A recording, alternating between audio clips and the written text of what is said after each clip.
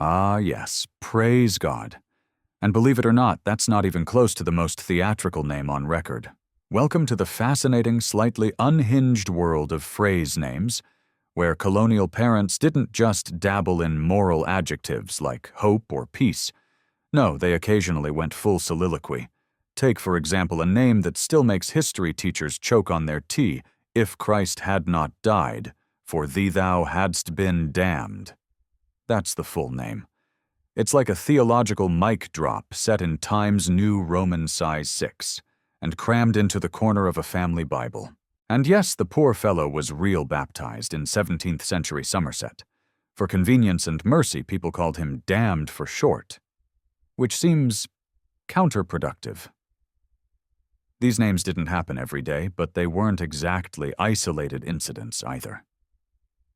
There's job raked out of the ashes, more fruit, fight the good fight of faith, accepted sorry for sin, and a particularly zealous soul named Search the Scriptures.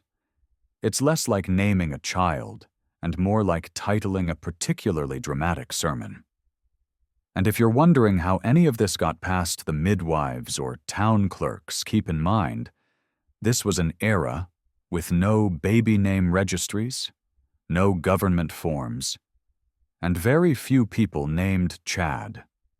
You could name your child whatever your conscience demanded. And for many Puritan parents, that conscience screamed in all caps.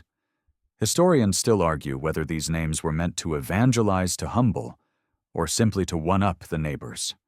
After all, it's one thing to name your kid Faith. It's another to name her No Hope in Men Only in God. Subtlety was not the order of the day. There's something hilariously sincere about it, though. In a world that feared God more than wolves and saw sin behind every hedgerow, why not give your child a name that explained everything at once? It's convenient. It's comprehensive. It's just very hard to fit on a headstone.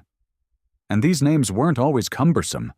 Some were almost poetic in their fatalism, like Dust and Ashes, who lived in Essex. Or Forsaken, a name that either reflected